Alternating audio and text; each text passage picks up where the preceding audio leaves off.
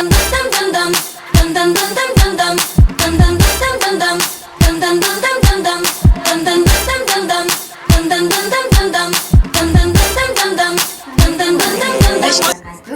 Misra Riandana.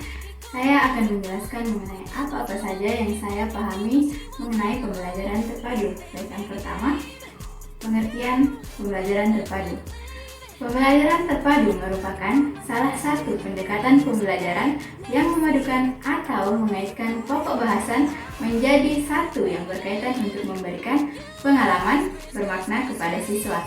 Bermakna di sini memberikan makna bahwa pada pembelajaran terpadu, siswa akan dapat memahami konsep-konsep yang mereka pelajari melalui pengalaman langsung dan nyata yang menghubungkan antar konsep dalam intra mata pelajaran maupun antar mata pelajaran. Baik, selanjutnya ada hakikat pembelajaran terpadu. Hakikat pembelajaran terpadu di sini ada 4, yaitu aktif, holistik, bermakna, dan otentik. Aktif di sini yaitu siswa aktif berkontribusi dalam proses menemukan dan membangun konsep. Holistik maksudnya menyeluruh atau tidak terkotak-kotak. Bermakna pengalaman langsung dan dapat ditemukan atau diterapkan dalam kehidupan. Dan yang terakhir, otentik. Maksudnya adalah fakta atau nyata. Baik, selanjutnya adalah tujuan pembelajaran terpadu. Dengan pembelajaran terpadu, mudah memusatkan perhatian pada satu tema tertentu. Dengan pembelajaran terpadu juga mengembangkan kompetensi berbahasa lebih baik dengan mengaitkan berbagai mata pelajaran lain dengan pengalaman pribadi siswa. Guru juga dapat menghemat waktu karena mata pelajaran yang disajikan secara terpadu dapat dipersiapkan sekaligus dan diberikan dalam 2 atau 3 pertemuan, bahkan lebih dari 1 pengayaan. Selanjutnya ada landasan pembelajaran terpadu. Ada 3 landasan pembelajaran terpadu, yaitu landasan filosofis, landasan yuridis, dan landasan psikologis. Nah, dalam landasan filosofis ini mencakup 3. Ada aliran progresivisme, aliran konstruktivisme, dan aliran humanisme. Pada landasan yuridis terdapat Undang-Undang Nomor 23 Tahun 2002 tentang Perlindungan Anak, Undang-Undang Nomor 20 Tahun 2003 tentang Sistem Pendidikan Nasional, dan Permendiknas Nomor 22 Tahun 2006 tentang Kerangka Dasar dan Struktur Kurikulum. Nah, terakhir pada landasan psikologis, yaitu mencakup psikologi perkembangan peserta didik dan psikologi belajar. Selanjutnya adalah pentingnya pembelajaran terpadu. Kenapa sih pembelajaran terpadu itu penting? Nah, pada pembelajaran terpadu, proses pemahaman anak terhadap suatu konsep dalam suatu peristiwa. Juga pembelajaran akan lebih bermakna, serta memberi peluang siswa untuk mengembangkan kemampuan diri dan memperkuat kemampuan yang diperoleh. Serta yang terakhir adalah pastinya efisiensi waktu.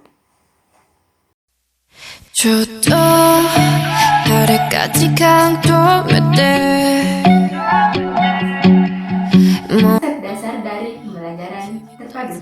Selanjutnya, saya akan membahas mengenai model-model dari pembelajaran terpadu. Nah, model-model pembelajaran terpadu ini terdapat 10.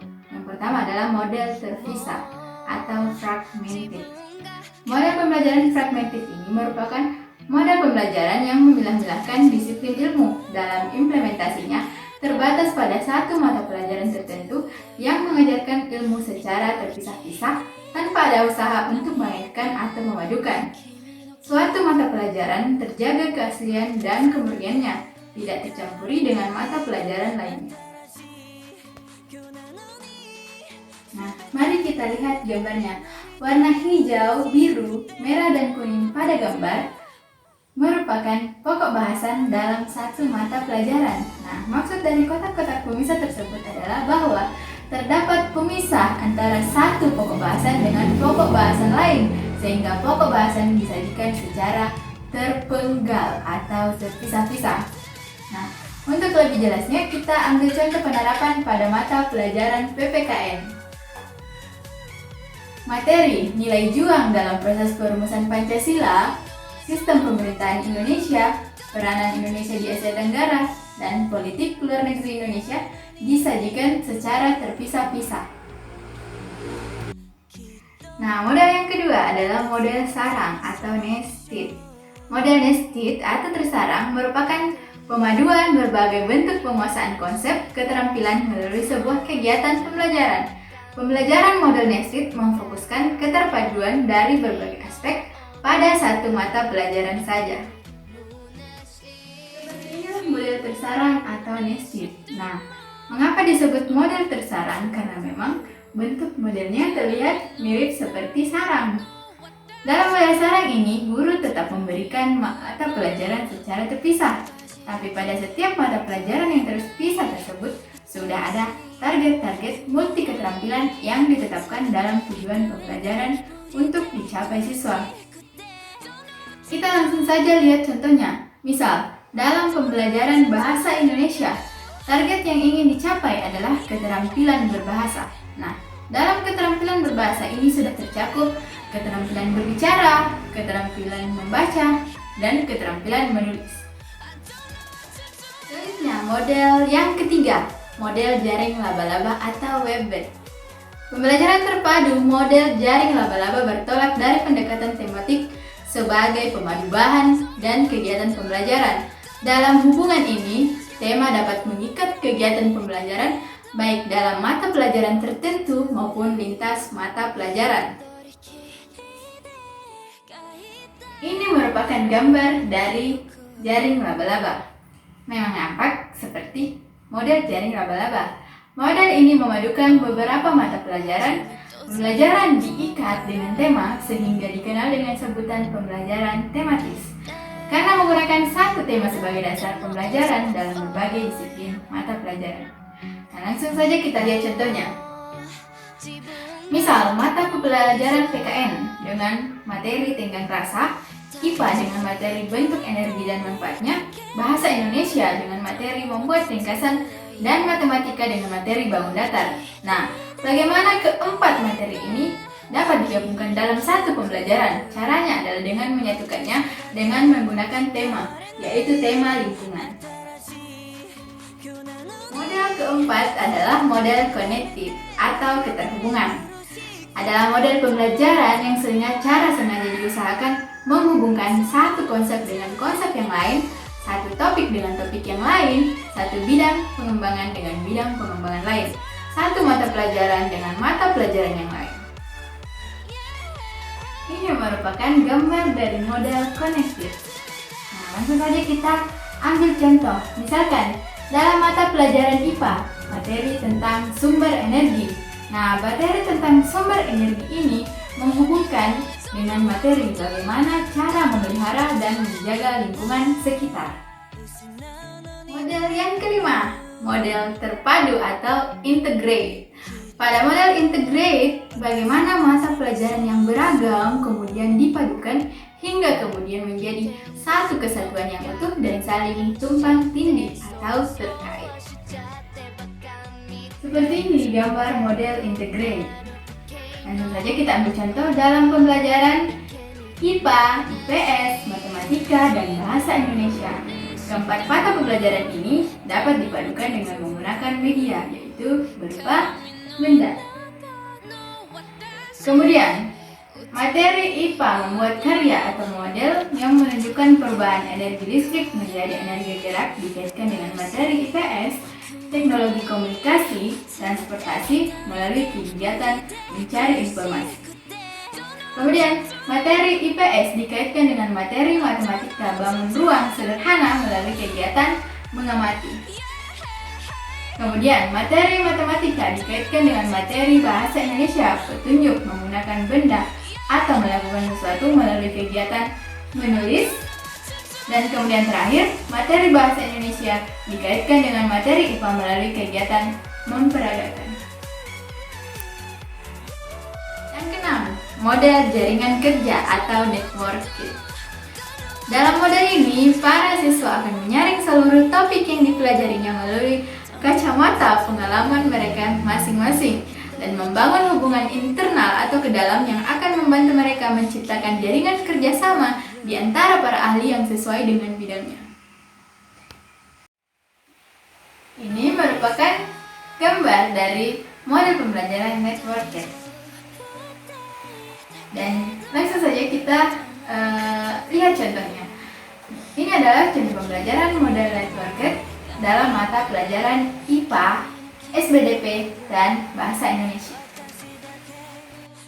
Model ketujuh, model terbagi atau shared. Pembelajaran bertolak dari dua disiplin ilmu yang berbeda yang memiliki ketumpang tindihan konsep atau keterampilan untuk mengikat keterpaduan pembelajaran. Ini adalah gambar dari model shared. Model ini terfokus pada dua mata pelajaran yang secara bersama-sama diajarkan dengan menggunakan konsep-konsep atau keterampilan-keterampilan yang tumpang tindih. Mari kita lihat contohnya. Pada mata pelajaran IPA tentang ekosistem, terkait ekosistem, perlindungan alam, dan grafik, dan mata pelajaran Bahasa Indonesia tentang wawancara terkait siklus hidup, sudut pandang, dan mengikuti alur cerita. Nah, keterampilan yang saling tumpang tindih di sini yaitu keterampilan pemahaman, keterampilan kreativitas, dan keterampilan alur berpikir. Model yang ke-8 adalah model alur atau treat. Model treat atau model untayan adalah model yang terfokus pada apa yang disebut metakurikulum, keterampilan berpikir atau thinking skill, keterampilan sosial atau social skill, keterampilan belajar, grafis organizer teknologi, dan kecerdasan ganda atau multiple intelligence skill yang terdapat dalam semua disiplin ilmu dapat dilakukan dengan pendekatan untayan. Ini adalah gambar dari model alur. Model ini dihubungkan oleh keterampilan secara umum pada setiap mata pelajaran. Mari kita lihat contohnya. Pada pembelajaran IPA, agama, kesenian, IPS, dan Bahasa Indonesia, kelima mata pelajaran ini dihubungkan oleh keterampilan menganalisis, mendeskripsikan, dan bekerja sama. Model ke-9, model celupan atau immerse. Model immerse adalah model pembelajaran terpadu yang memadukan semua data dari berbagai bidang studi dengan melihat secara langsung apa yang dipelajari siswa dari minat dan pengalaman mereka sendiri sehingga memerlukan pemikiran tingkat tinggi peserta didik. Ini adalah gambar dari model immerse. Langsung saja kita lihat contohnya. Pada mata pelajaran SBDP, materi tangga nada, lagu Mars Hidup Sehat, dan pada mata pelajaran IPA, materi organ pencernaan dan fungsinya, dan mata pelajaran Bahasa Indonesia, materi informasi yang disampaikan papan iklan dan media cetak atau elektronik, di mana semua materi ini berhubungan dengan sistem pencernaan pada manusia. Model yang ke-10 atau sekaligus model yang terakhir yaitu model rangkaian atau sequence. Nah, model sequence ini merupakan model pemaduan topik-topik antar mata pelajaran yang berbeda secara paralel. Ini adalah gambar dari model sequence. Beberapa topik dari suatu mata pelajaran diorganisasikan kembali dan diurutkan agar dapat bertepatan atau serupa dengan pada saat guru mata pelajaran lain membahas topik yang mirip atau serupa. Nah, langsung saja kita lihat contoh.